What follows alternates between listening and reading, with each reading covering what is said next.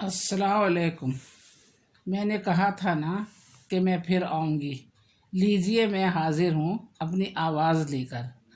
आज मैं एक कहानी सुनाऊंगी आप लोगों को जिसका उन्वान है हव्वा की आह।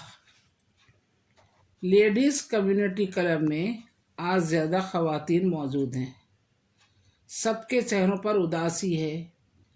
यहाँ बहुत सी ख़वातीन मौजूद होती हैं। आज सबके चेहरों पर उदासी थी, गमगीन नज़र आ रही थी। यहाँ पर ये लोग घरों से निबट कर 2 घंटे मुख्तलिफ मशगलों में वक्त गुजार कर चली जाती हैं, मगर आज ये दिन काफ़ी गमगीन है। रेप केस वाली लड़की आज ख़त्म हो गई है। रेखा ने अपनी कार से एक बड़ा बैग निकलवाया और मोमबत्तियां निकाली।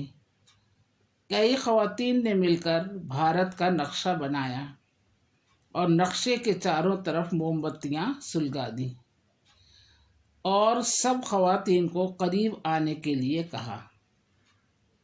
सब ने सारे आलम की ख़वातीन की हिफाजत के लिए दुआ की।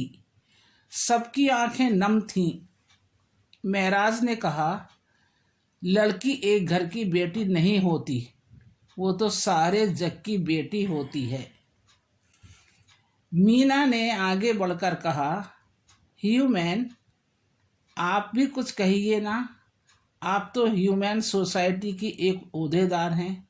उनका नाम कुछ और है, मगर सब ख़वातीन प्यार से इनको ह्यूमन पुकारती हैं क्योंकि ज़्यादा खुश अखलाक और हमदर्द खातून हैं और मीठी ज़बान रखती हैं। उन्होंने ऊंची आवाज़ में कहा, अल्लाह ताला ने जब आदम को पैदा किया था तो वो अकेले थे।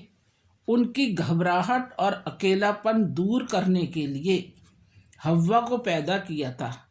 क्या ही खूबसूरत जोड़ा बनाया था, जिसकी वजह से ये कायनात बनी। मगर अफसोस, इतने खूबसूरत सहारे के साथ ये दरिंदगी।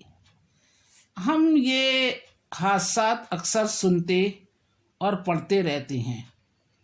इस किस्म के हादसात तो बहुत होते हैं, जैसे रेप केस तो होते ही हैं, उसके साथ शौहरों की अजियत, अगवा, बेरोज़गारी, दहेज के सिलसिले में बहुत होते हैं।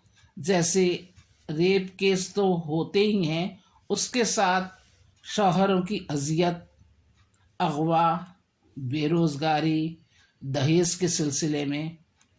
अब सबका जिक्र करना मुश्किल है, मगर अब मैं एक सवाल आप लोगों से पूछूं क्या? मीना ने कहा, ज़रूर पूछिए ह्यूमन।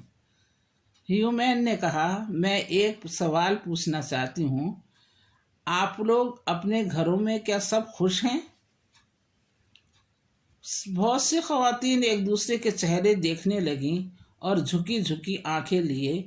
एक ने कहा, मेरे शौहर की एक दाश्ता है जिसका खर्च यही चलाते हैं। दूसरी ने कहा, मेरे शौहर शराब नोशी करते हैं, मुझे और बच्चों को अजियतें देते हैं। तीसरी ने कहा, मेरी सास और जालिम हैं, नंदे भी जुल्म करती हैं, मगर मेरे शौहर खामोश रहते हैं। मेरे शौहर मेरी बेवा देवरानी से शादी कर चुके हैं, मगर मैं चुप हूँ। मेरे शौहर झूठे आमिल बने हुए हैं, झाड़ फूक करते हैं, मेरी रूह तक कांप जाती है। यहाँ मौजूद तकरीबन औरतों ने कुछ ना कुछ कहानियाँ सुनाई। इतने में एक ने कहा, ह्यूमन, आप तो बहुत खुशकिस्मत हैं। आप हमेशा खुश रहती हैं और अपने शौहर के बारे में भी काफ़ी बातें कहती रहती हैं। हाँ, मैं बहुत खुश हूँ। वाकई में मेरे शौहर मेरे साथी हैं और मैं अच्छा वक्त उनके साथ गुजारती हूँ। इसी तरह की बातें होती रहीं। थोड़ी देर के बाद महफिल बर्खास्त हो गई। सब अपने अपने घरों को चली गईं। اگلے 10 دنوں تک ہیومین کلب نہیں آئیں۔ سب خواتین بے چین ہو گئیں۔ ایک دن مہر ہیومین کے گھر پہنچ گئیں۔ وہ کافی اداس، لٹی ہوئی عورت کی طرح بیٹھی ہوئی تھی۔ کیا بات ہے؟ مہر نے کہا۔ مہر نے بہت اصرار کرنے پر ہیومین نے کہا، میں اپنے آپ کو سپر عورت سمجھتی ہوں کیونکہ ان کی زندگی میں میرے بعد کوئی عورت نہیں آئی۔ میں اپنا ہمدرد سمجھتی تھی لیکن ایسا نہیں۔ باتیں ہوتی رہیں۔ تھوڑی دیر کے بعد محفل برخاست ہو گئی۔ سب اپنے اپنے گھروں کو چلی گئیں۔ اگلے 10 دنوں تک ہیومین کلب نہیں آئیں۔ سب خواتین بے چین ہو گئیں۔ ایک دن مہر ہیومین کے گھر پہنچ گئیں۔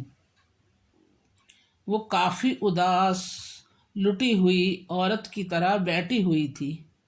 کیا بات ہے؟ مہر نے کہا۔ مہر نے بہت اصرار کرنے پر ہیومین نے کہا، میں اپنے آپ کو سپر عورت سمجھتی ہوں کیونکہ ان کی زندگی میں میرے بعد کوئی عورت نہیں آئی۔ میں اپنا ہمدرد سمجھتی تھی لیکن ایسا نہیں۔ تو کیا؟ مہر نے حیرت سے پوچھا۔ سنو تو صحیح، مجھے قریبی ذرائع سے معلوم ہوا ہے کہ میرے شوہر مجھے آفس چھوڑنے کے بعد کسی دوسری عورت کے پاس جاتے آتے رہتے ہیں، اور بہت ہی جاتے ہیں۔ اکثر مجھے بھی شک ہوا مگر میں عورت کے بارے میں کبھی نہیں سوچی۔ مہر نے آنکھیں پھاڑ کر سب سن رہی تھی اور منہ سے ایک لفظ بھی نہیں نکال سکی۔ زبان پر اس کے ٹانکا لگا ہوا تھا اور ہیومین کی آنکھوں کا ٹانکا کھلا تھا جس سے آنسو روا تھے۔ تو اب بڑی مشکل سے مہر نے کہا۔ ہیومین نے کہا، اگر اف بھی کروں گی تو عزت بہہ جائے گی۔ مجھے خاندان کی منڈھیر مضبوط رکھنی ہے۔ عورت آہ بھر سکتی ہے، خاموش زندگی گزار سکتی ہے مگر اپنے خاندان کو توڑ نہیں سکتی۔ یہ ہے میری کہانی، آپ لوگ سنیے، انشاءاللہ پھر ملیں گے۔ جزاک اللہ۔